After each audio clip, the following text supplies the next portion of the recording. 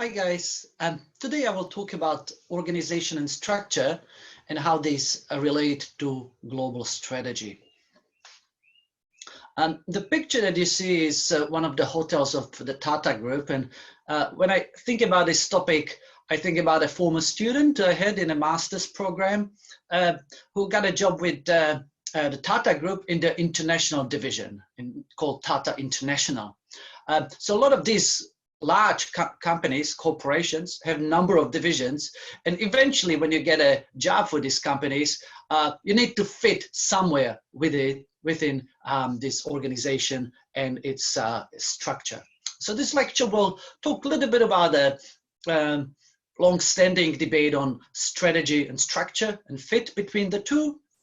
I'll talk a little bit and explain the global metrics structure, which is a debated topic in global strategy, and then perhaps mention some other trends and issues in global strategy as related to structure and organization. So global strategy is often mapped across two dimensions.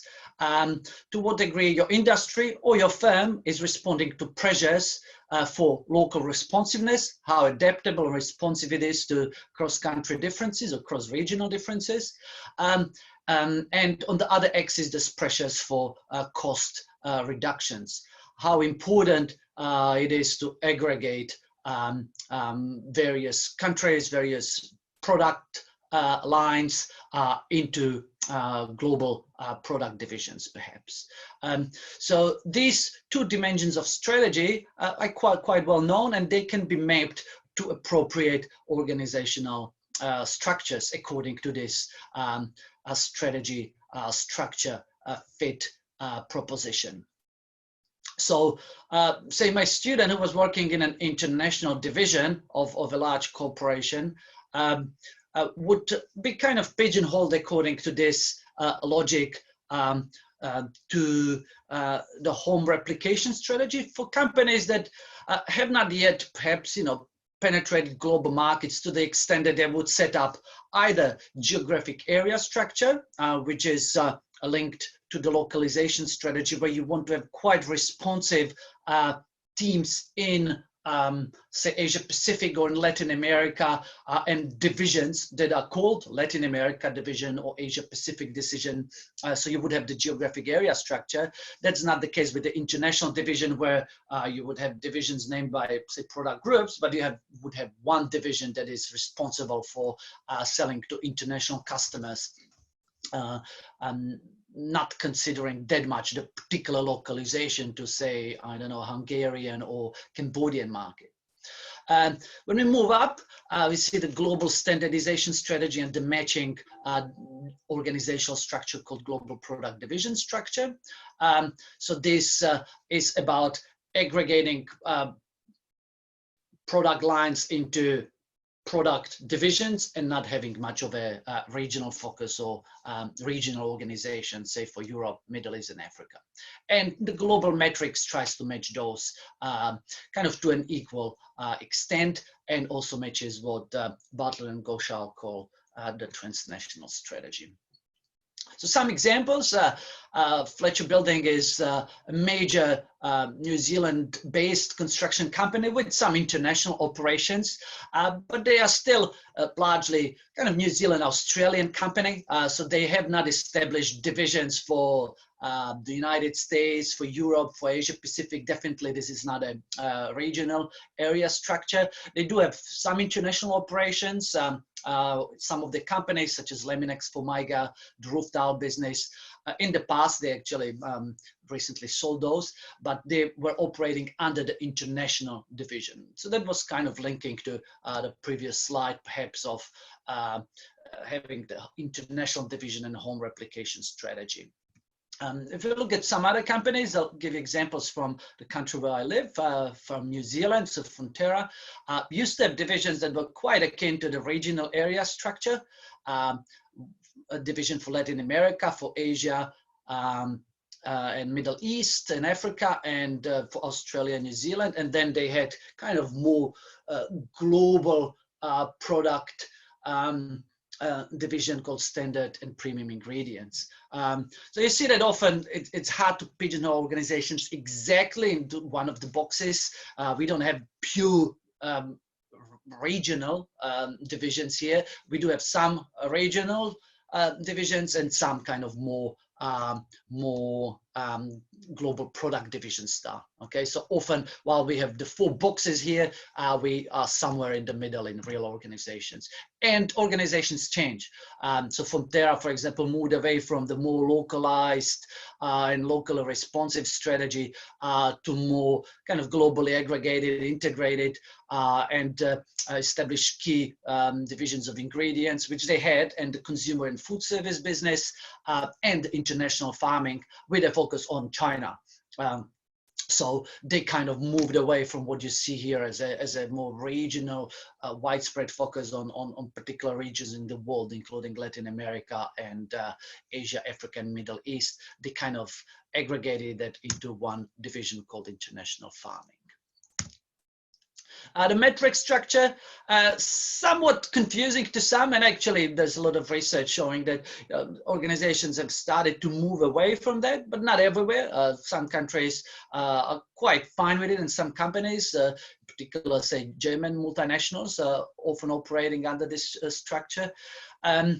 So here you would have strategic business units named by regional areas such as North America, Europe, or Pacific, but you would also have product groups. Say Philips would have medical equipment, and it would have lighting.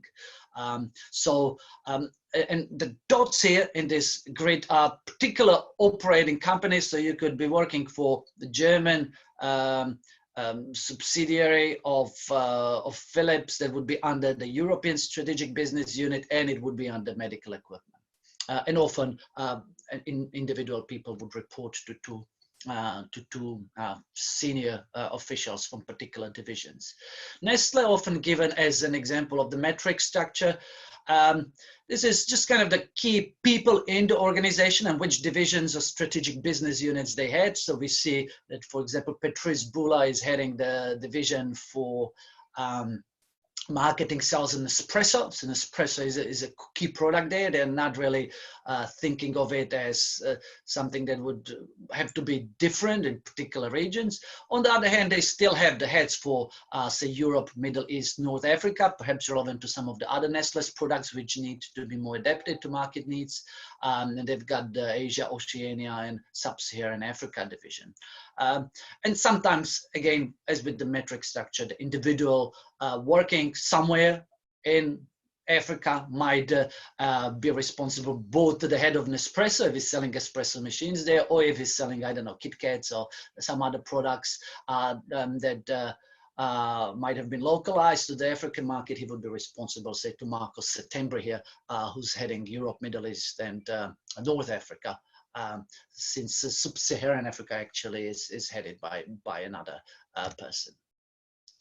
Okay, so those were the basics. Some of the more nuanced trends or issues, elements of structure worldwide.